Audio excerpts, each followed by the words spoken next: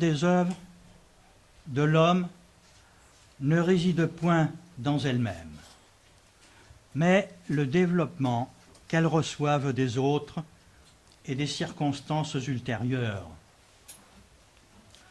Nous ne savons jamais d'avance si telle œuvre vivra. C'est un germe qui est plus ou moins viable. Il a besoin des circonstances et le plus faible peut être favorisé par elles. Paul Valéry.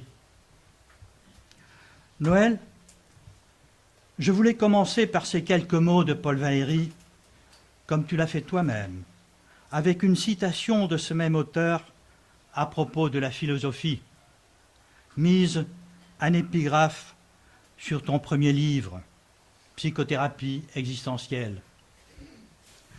Pour tracer quelques aspects de ta personnalité, pour évoquer l'homme que tu as été et l'œuvre écrite que tu nous as donnée, j'ai choisi de m'adresser à toi plutôt que de parler à propos de toi.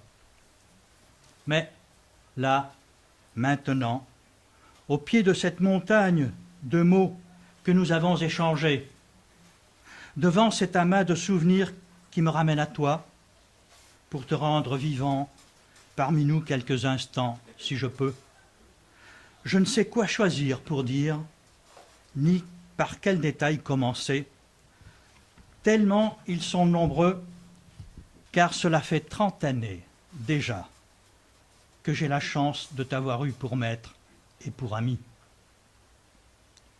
Oui, j'entends ce que tu me dis. Claude, laisse de côté le premier terme, ne garde que celui d'ami, car au cours de mes enseignements, j'ai toujours eu du plaisir à partager et à transmettre des connaissances. Enseigner et apprendre sont des activités tellement liées que l'on finit par ne plus savoir qui donne et qui reçoit. C'est sans doute les deux, à la fois. Soit, Noël. Mais quand même, tu m'impressionnais, d'abord avec ton mètre 90, à peine... Pardon, je sais plus où. Avec ton mètre 90, avec ta voix puissante, le ton assuré, ta barbe de patriarche grisonnant, à peine la cinquantaine entamée. Mais c'est vrai aussi que tu savais toujours sourire au moment où il le fallait, et même rire franchement. Alors, j'ai choisi d'aller puiser dans quelques-unes de nos rencontres le détail qui pourrait montrer un côté de toi peu visible d'emblée. Les détails sont souvent plus explicites à propos du caractère de quelqu'un qu'une longue et savante analyse. Je commence par le tout premier commencement, quand je ne te connaissais pas encore. Jamais entendu parler de toi. C'était au début de l'année 1983. J'avais lu qu'il existait un écrit sur la Gestalt d'un certain Noël Salaté, demeurant à Mougins, moi habitant à Nice. Je commandai donc le texte. Je joignis à ma lettre un chèque en blanc, puisque je ne connaissais pas le prix du recueil. Je reçus en retour ton premier cahier, c'est ça, coup d'œil sur la Gestalt-thérapie, accompagné d'une carte de visite et de mon chèque. Tu me souhaitais une bonne lecture et m'invitais à faire un bon repas avec le prix de l'ouvrage, en buvant un bon verre à ta santé. Je me suis dit, voilà au moins quelqu'un qui ne fait pas de manière avec ses écrits. Mais je n'étais pas encore passé en séance psychothérapeutique par tes paroles et ton regard empathique pour oser te joindre davantage. Mais plus tard, je me suis rattrapé. J'ai usé de ta patience généreuse, de ta disponibilité délicate pour des rencontres qui n'avaient d'autre que le plaisir de parler ensemble. On parlait de voyage, de littérature, de gastronomie, de philosophie et même de poésie. En fait, de tout. Tout intéressait. De mon côté, j'étais curieux de savoir ce qu'avait pu être l'enfance d'un jeune garçon né sous une bonne étoile, dans une famille de la grande bourgeoisie suisse du côté du père, lequel, s'étant exilé en Amérique du Sud, avait réalisé une fortune appréciable avant de rentrer en Europe. Côté maternel, c'était plutôt l'aristocratie anglaise. Tu n'avais manqué de rien. Pendant la guerre, tu étais sur la Côte d'Azur avec ta mère, hôtel de luxe à Monaco, puis villa somptueuse à Mougins. Tiens, parlons de Mougins puisque je l'évoque. Je n'ai jamais su si un matin l'oubli de la clé du cabinet à Cannes était un prétexte pour aller ensemble la chercher afin de me montrer ton domaine privé. Après cette visite, je crois que nous avons parlé sans sous-entendu de ta vie aisée, mais cette aisance financière, sans la dissimuler, restait de ta part totalement discrète. La vie et l'œuvre d'un homme sont toujours profondément associées. Cependant, pour comprendre mieux le lien et les contours qui ont façonné cette œuvre, on ne peut négliger ce qui en amont a prévalu, a orienté le regard sur le monde, sur l'existence. Quels événements ou circonstances ont été déterminants, ont guidé en quelque sorte la vie et l'œuvre. Déjà tout jeune, tu as choisi l'humanisme comme valeur première dans ta vie.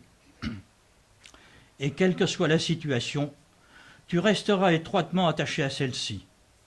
Parmi quelques autres valeurs qui font référence pour toi, la famille tient une place centrale. Tout enfant a droit à une famille, dis-tu, et à ce titre, ton engagement dans l'ONG Terre des Hommes fut exemplaire. On peut citer également la liberté, avec son corollaire la responsabilité. L'homme a la liberté de choisir parmi toutes les possibilités que présente son existence. Il est responsable de ses choix. C'est le credo sur lequel tu fondes ta croyance en l'homme et ta conduite face à l'existence. Ta modestie est bien connue. C'est sans doute l'une des raisons qui ont fait que tu es resté discret dans le microcosme gestaltiste francophone des années 80 et 90 en matière de formation, alors que les instituts formant à la gestalt-thérapie fleurissaient partout. Il est à souligner cependant ta participation au CFP en tant que fondateur et formateur. Aujourd'hui, tes écrits publiés sont nombreux, mais alors que seul coup d'œil était disponible pour connaître ta pensée, à l'issue d'une séance de thérapie, je t'avais dit qu'il serait utile à ceux qui n'avaient pas la chance, comme moi, de te connaître, de disposer de tous tes écrits et pour cela les rassembler en un volume et le publier serait d'un grand intérêt. Ta réponse catégorique m'a surpris, si bien que je crus un moment avoir dit une stupidité dont j'aurais du mal à me remettre. Moi, je ne suis pas un écrivain, je suis un enseignant et j'enseigne oralement. Des théoriciens qui écrivent, il y en a. De toute façon, le livre de référence théorique existe, c'est celui de Goodman, mais personne ne le lit. Moi, si j'ai écrit, c'est pour moi. C'est pour clarifier quelques idées pour moi-même. Par exemple, en ce qui concerne la théorie du self, je n'étais pas d'accord sur quelques points que j'explique dans mon texte. Noël, ce sont mes notes prises le 12 mai 1984. Heureusement, je me suis remis de mon émotion et j'ai trouvé l'audace d'insister. L'ouvrage est paru en 1992, 8 ans après quand même. Ce livre, qui fait référence à la communauté gestaltiste francophone, en est à sa 3e édition. Il a été vendu à 2000 exemplaires environ, c'est pas mal. Quand on sait que l'édition se nourrit surtout de thrillers et de polars.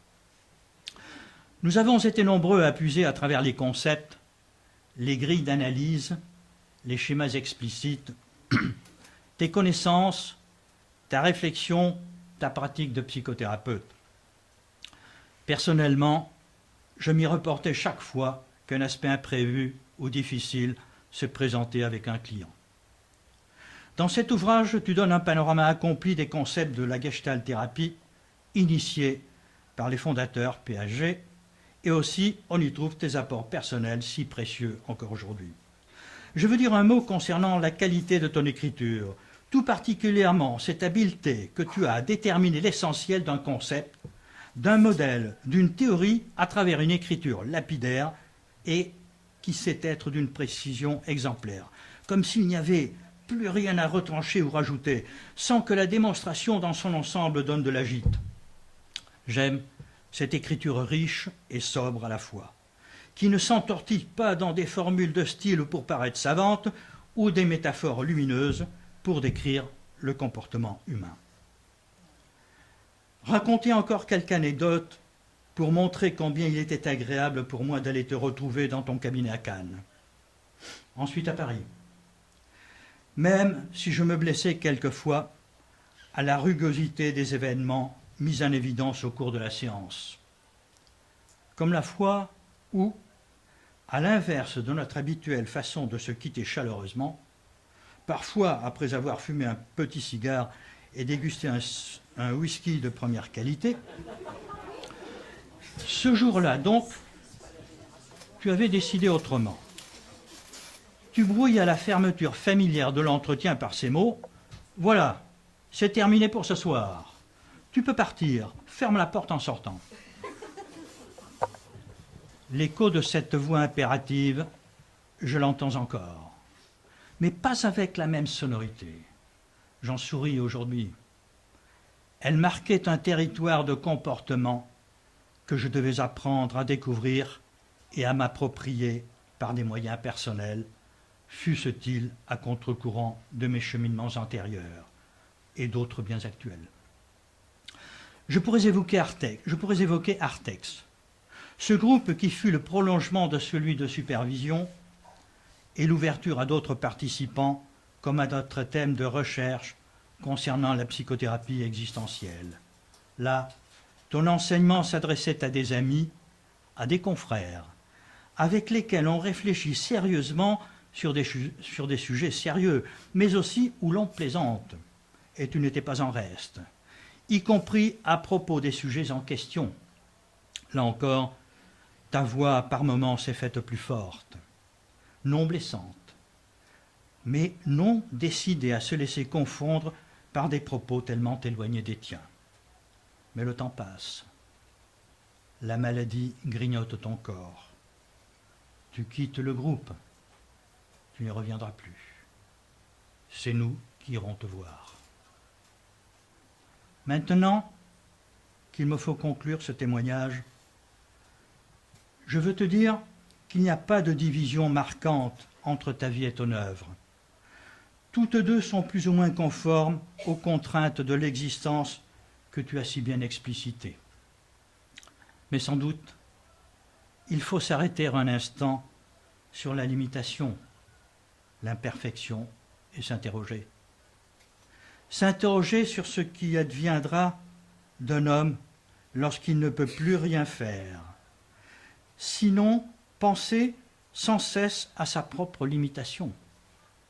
C'est cela que j'ai vécu auprès de toi pendant une journée, quelque temps avant ton envol, et dont je veux parler pour avoir enfin le courage de te dire adieu.